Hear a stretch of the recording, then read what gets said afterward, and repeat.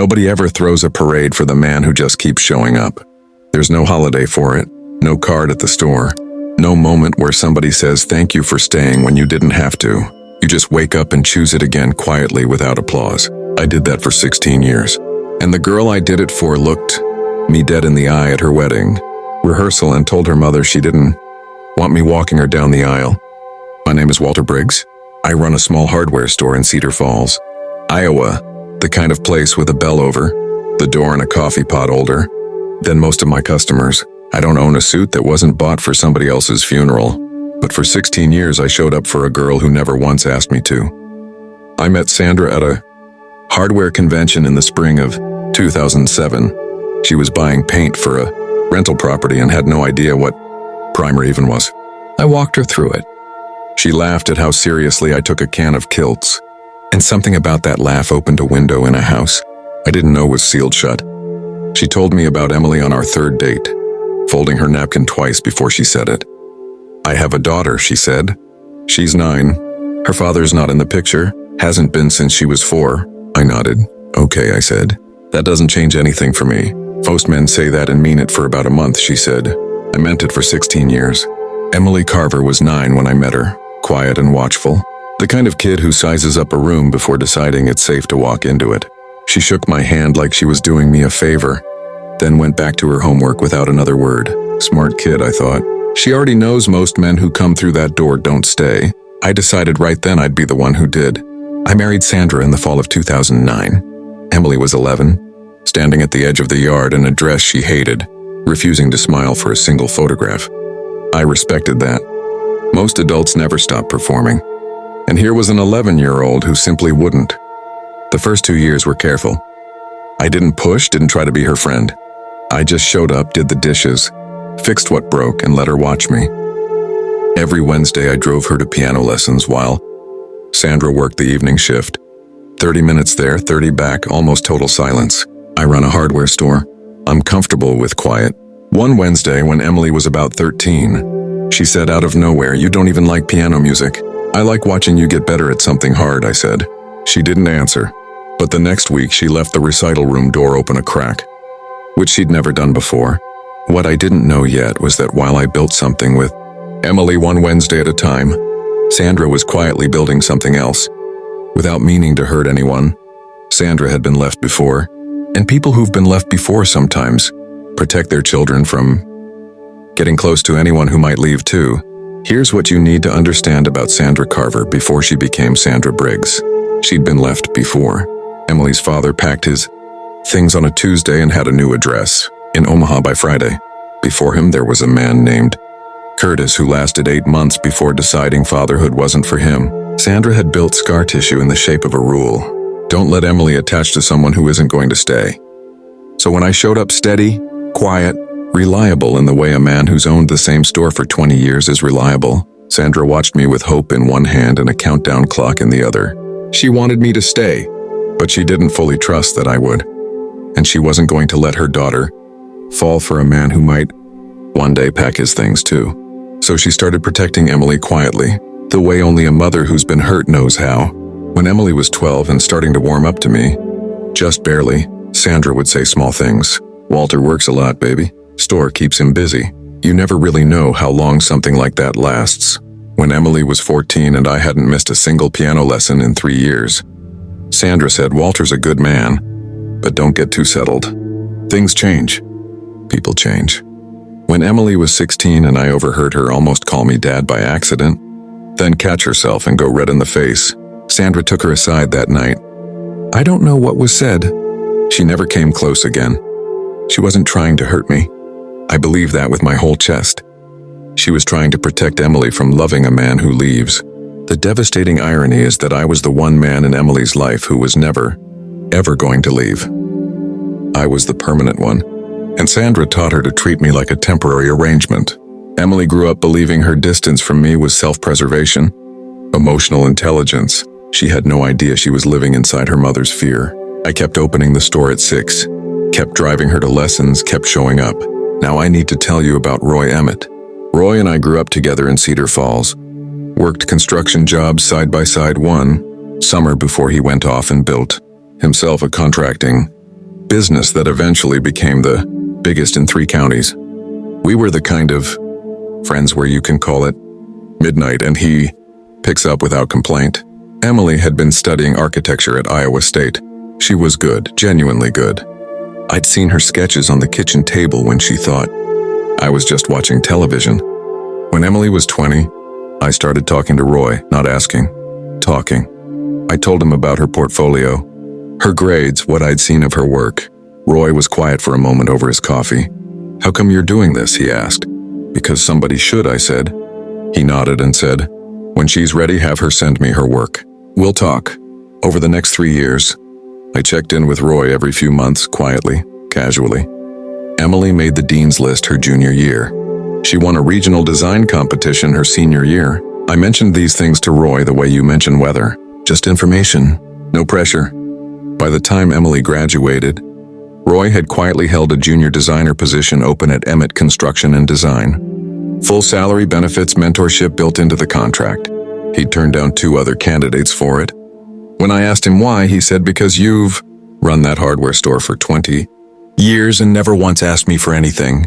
Least I can do is look at your girl's work." "She's not my girl," I almost said. I didn't. I also put money toward a down payment on a house. You need to understand something. I run a hardware store. I'm not a wealthy man.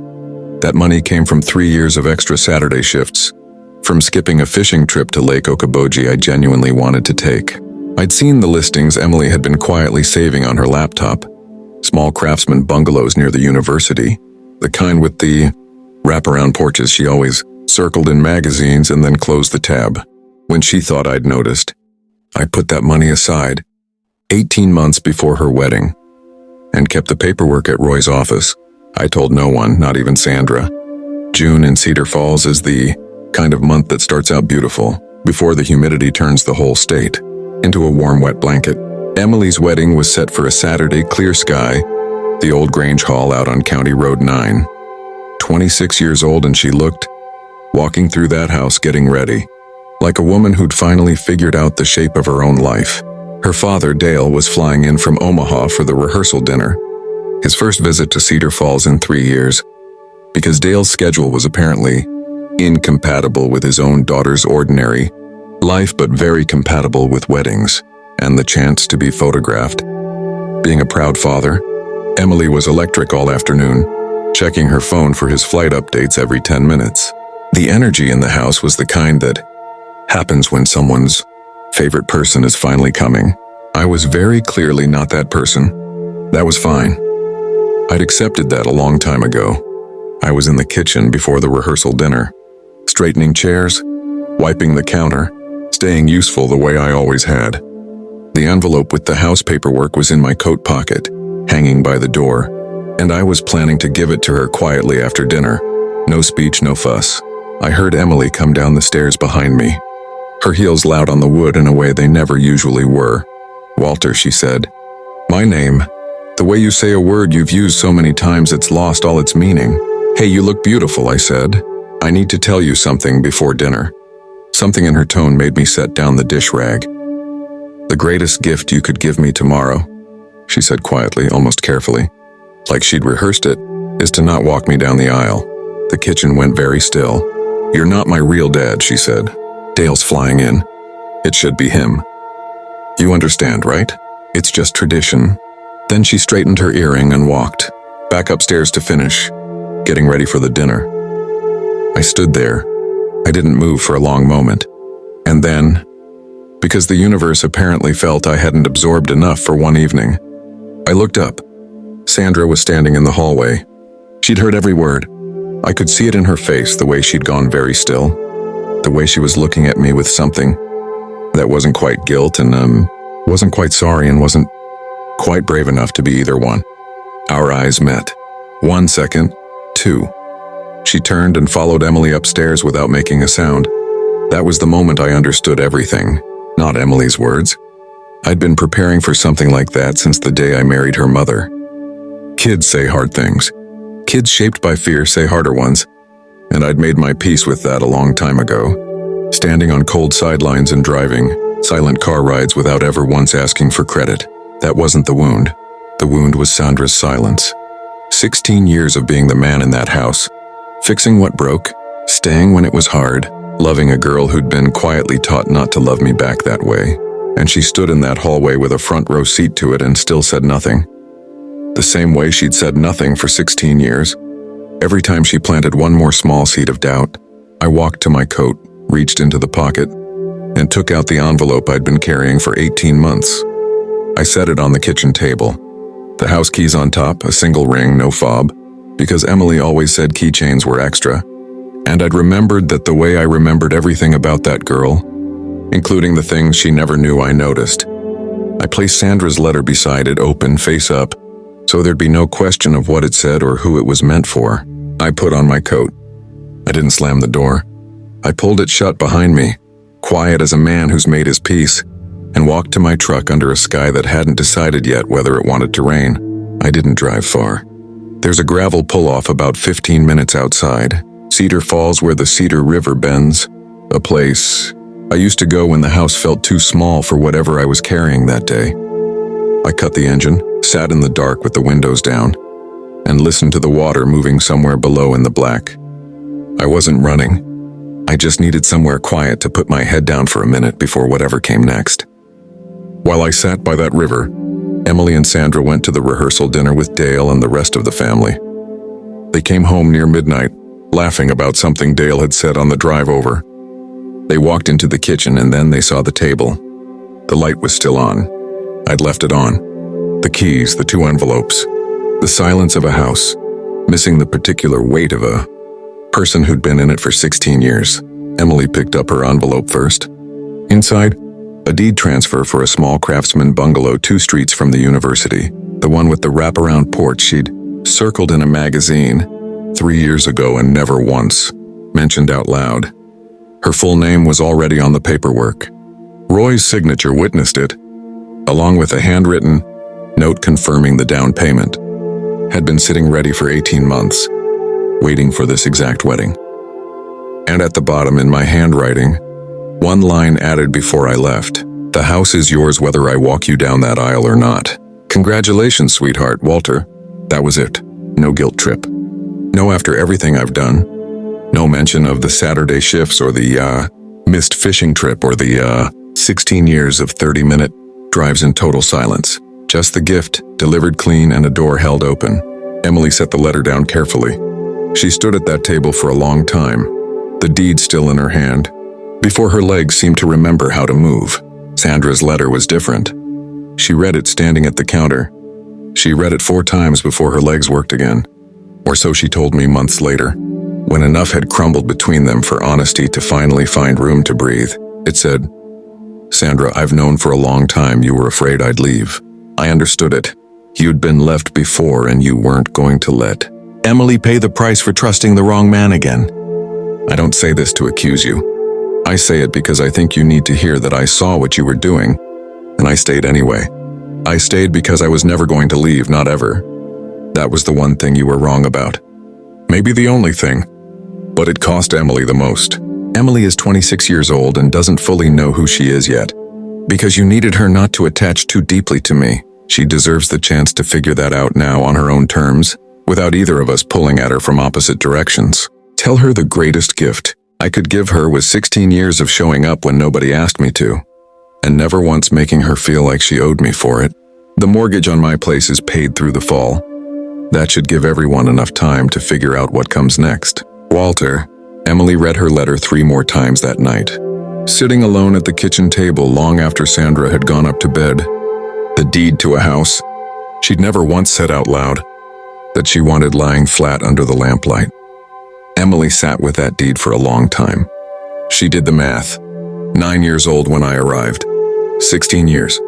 The Wednesday drives, the recital door left open a crack, the things I'd never said and never demanded credit for. And she remembered something. When Emily was 14, we'd been fixing a leaky faucet together in the upstairs bathroom, one of those rare Saturdays she'd allowed me to exist in the same room without it, feeling like a hostage situation. I'd said something offhand about how I wasn't going anywhere. Emily assumed I meant I wasn't leaving until the faucet stopped dripping. Sitting at that kitchen table at midnight, deed in her lap, She realized I hadn't been talking about the faucet. She went upstairs and found Sandra still awake, sitting on the edge of her bed. Emily didn't scream. She's not built for that. She just sat down across from her and asked quietly, "Why did you always do that? The things you'd say about not getting too settled, about things changing." Sandra tried to hold it together. She's good at that. She's had a lot of practice, but Emily had spent 4 years drafting arguments for a professor who didn't accept weak ones. She knew how to wait someone out. Sandra broke before she did. She didn't tell her everything at once. She'd need weeks to get it all out, handing over pieces one at a time like they were fragile, but she told Emily enough. About Dale leaving, about Curtis before Dale, about building a wall around Emily's heart with her bare hands because she couldn't survive, watching her daughter attached to another man who might leave, and how she'd been so convinced for so many years that I eventually would. Emily went very quiet. Then she asked one question Sandra couldn't answer. "Did he know? The whole time, did Walter know what you were doing?" Sandra opened her mouth, closed it because the honest answer was yes. By the end, I knew. I'd pieced it together over years of watching, the way you figure out what's wrong with a hinge by listening to it long enough. And I'd said nothing and done nothing except keep showing up. Because what was I going to do? Blow up Emily's sense of safety? Expose her mother the week of her wedding? Punish a girl for decisions adults made around her? No, I did what I always did. I called Roy. I signed the paperwork on that bungalow. And I waited, the same way I'd waited, through 16 years of Wednesday, drives and closed bedroom doors and small comments, dropped like seeds into soft ground. Sandra couldn't find words for any of that. So Emily got up, took the deed, and went back downstairs. She sat at that kitchen table until the sun started thinking about coming. Up over the Cedar River, the wedding 12 hours. Away, and everything about it suddenly feeling different than it had that morning. Heavier and lighter all at once in a way she couldn't quite explain to herself yet. Morning came fast, the way it does when you haven't slept and don't want to admit it. I was still parked at that gravel pull-off when my phone rang. I hadn't planned on answering it. I'd planned on driving home, showering, and figuring out whether to show up to a wedding I hadn't been invited to walk in. It was Roy, not Emily. "Roy, you awake?" he said. "I've been awake all night," I said. "She called me at 5 in the morning," Roy said. "Wanted to know if the house paperwork was real. Wanted to know how long I'd been sitting on that job offer too." I told her the truth. 18 months on the house. 3 years on the job. I didn't say anything for a second.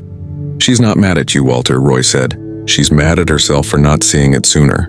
And she asked me something else. She wants to know if you're coming to the wedding." I told her I didn't think I was invited anymore, I said. Roy laughed, short and tired.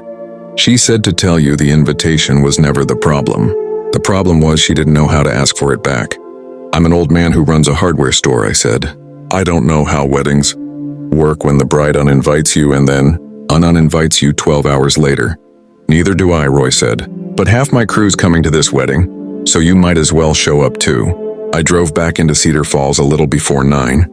Sandra was on the porch when I pulled in, and for the first time in longer than I could remember, she didn't look like a woman guarding something.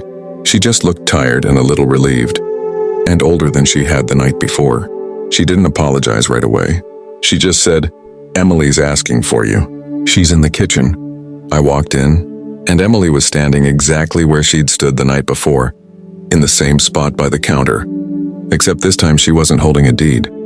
She was holding a garment bag with her dress in it, and she looked at me like she didn't quite know where to start.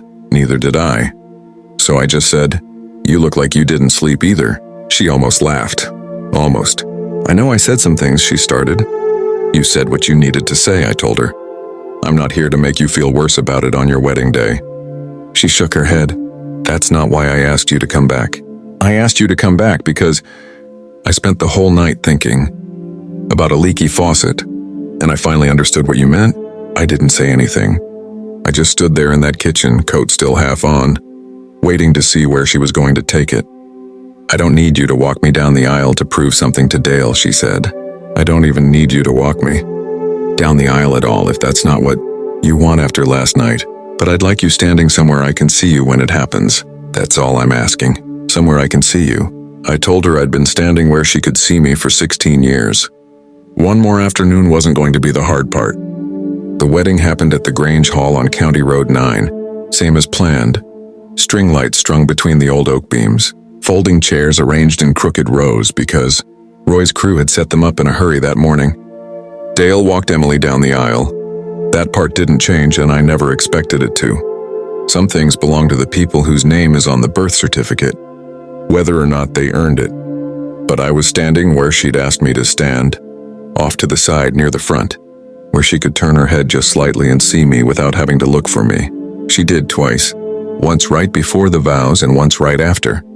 When the officiant said, "You may kiss," the bride and the whole room stood up cheering, and for half a second, before anyone else caught her eye, she found mine. At the reception, Roy found me by the drink table and clapped me on the shoulder hard enough to nearly spill my coffee. "Told you," he said. "Half my crew's here.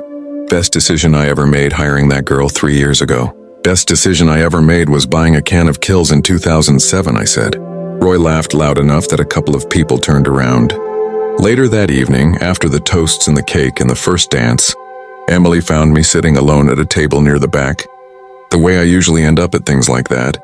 Comfortable in a corner with a plate of food I hadn't touched. She sat down across from me, still in her dress veil pushed back, looking more tired and more happy than I'd seen her look in years. "I never called you Dad," she said. "Not once in 16 years. "I know," I said. "I'm not going to start now either," she said. "That's not who you are to me." And I don't think pretending otherwise would be honest. I told her I never needed the word. I told her I never needed her to call me anything. All I needed was for her to remember someday that somebody showed up. She reached across the table and put her hand over mine. The way you'd steady something that had been shaking for a long time without either of you noticing. "I remember," she said. "I remember all of it." We sat there for a while after that, not saying much. The band playing something slow and half the guests already drifting toward their cars. She asked whether I'd actually meant the bungalow or whether it was just a wedding gesture. I told her I'd been saving toward it since she was 23, long before there was any wedding on the calendar. "You could have told me any time," she said. "Why wait until the worst possible night to hand it over?" I told her the truth. I wasn't waiting for the worst night. I was waiting for whatever night came next. Good or bad, because that's what showing up means. You don't get to pick the night. You just have to already be standing there when it arrives. She squeezed my hand once and let it go, then went to find her husband for the last dance. Sandra and I have talked more in the months since than we did in the 16 years before it. She cried the first time. I came close myself, which isn't something I do easily. What I'll tell you is this. She made her choices out of fear, and fear held long enough becomes the very thing you were afraid of. She was so terrified of losing another man that she built a distance around Emily she couldn't close, and she held on to it until the one person who was never going to leave walked out that kitchen door anyway. She apologized to me properly about 2 months after the wedding, sitting on my porch on a Sunday afternoon, the kind where the store's closed and there's nothing to do but sit with things. "I don't need the apology," I told her.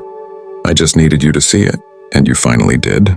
She asked me once whether I resented her for the 16 years of small comments, the seeds planted in soft ground. I told her I don't carry bitterness. Bitterness is heavy and I've got a store to run, and I can't afford the extra weight. Emily and Roy still see each other regularly. She's up for a promotion at Emmett Construction next spring, project lead on a development out past the fairgrounds. Roy says she argues with contractors the way I used to argue with distributors over paint pricing. Patient, relentless, never raising her voice. She and her husband moved into the bungalow that August. She sent me a photograph of the porch light on for the first time. No caption, just the picture, taken at dusk. I keep that photograph taped inside the cash register at the store, where I see it every time I ring somebody up for a gallon of Kills. Emily and I have dinner once a month now, sometimes at the diner where I first heard about her. She picks up the check most times, working through what she calls the backlog, and I let her. I told her once she was terrible at fractions as a kid. She said I shouldn't have let her fail that geometry test in 9th grade then. "I drove you to every tutoring session," I said. She grinned into her coffee cup.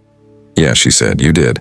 Dale still calls a couple times a year, mostly short. Emily's polite to him, the way you're polite to a neighbor. You don't dislike but don't seek out either.